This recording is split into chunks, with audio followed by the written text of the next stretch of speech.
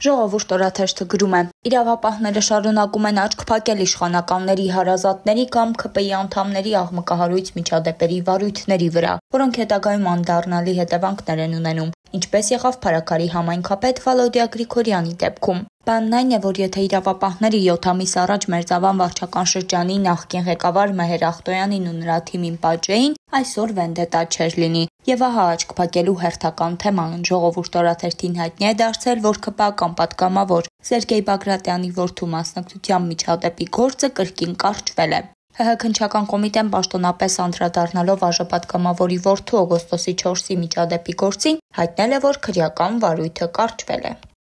Ժողովուրդ օրաթերթը գրում է. Սանկտ Պետերբուրգում Հայաստանի հյուպատոսարանի շենքում մահացած հայտնաբերված Բորիս Ավագյանի ողբերգական դեպքի վերաբերյալ արտգործնախարարությունն ու քննչական կոմիտեն արձագանքել են ժողովրդի հարցումներին։ Հիշեցնենք, որ սեպտեմբերի 24-ին Պետերբուրգի հյուպատոսարանում մահացած են գտել Արցախի նախագահի հատուկ հանձնարարությունների գծով նախկին ներկայացուցիչ Արթիկի նախկին փոխքաղաքապետ Բորիս Ավագյանին։ Ավագյանը մինչ այդ տեսանյութ էր տարածել, հայտնելով, որ գտնվում է հյուպատոսարանում եւ խնդրում է իրեն արտահանձնել Հայաստան։ Ժողովրդի հարցմանը արձագանքելով արտգործնախարարությունից հայտնել են, որ դեպքի առնչությամբ նախաձեռնվել է քրեական վարույթ ՀՀ քննչական կոմիտեում։ Վարույթի հիմքի եւ ժամանակի վերաբերյալ մանրամասներ նախարարությունը չի հաղորդել։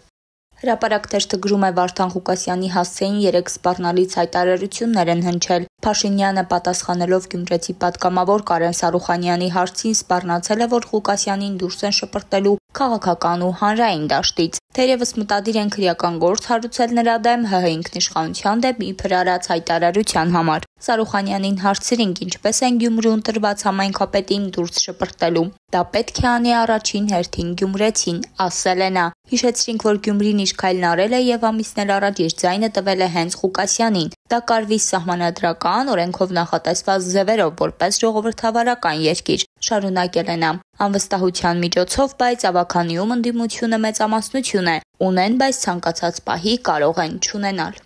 Հրապարակ թերթը գրում է. Նախորդին պատիվ ունեմ խմբակցության քարտուղ Արտիգրան Աբրահամյանն ու Հայաստան դաշինքից Իշխան Սաղաթելյանը հանդիպել են քննարկել անելիքները իմպիչմենթի գործընթացի հետ կապված։ Պատիվ ունեմը Հայաստանին է փոխանցել ձևաթուղթը, սակայն քանի որ որոշ պատգամավորներ ԵԽԽՎ-ում գործուղման են, 3-4 հոգի դեռ չի ստորագրել։ Բացի այդ, կալանքի տակ գտնվող Արթուր Սարգսյանի մոտ էլ պետք է ձևաթուղթը տանեն ստորագրելու։ Այդուհանդերձ երկու ֆրակցիաները միասին 34 ստորագրություն ունեն, երկու ձայն պակասում է նախագիծը շրջանառելու համար։ Հովիկ Աղազարյանն ու Հակոբ Ասլանյանը պահանջներ ունեն, առաջարկում են նախ 4 ուժերի միջև իշխանության հստակ բաժանում անել, որ հետո բոլորը պաշտոններ ստանան։ Աղազարյանը փոխվարչապետի պաշտոնն է ուզում։ Այս եւ այլ մանրամասներին տեղեկանալու համար հետևեք Օրագիր Նյուզին։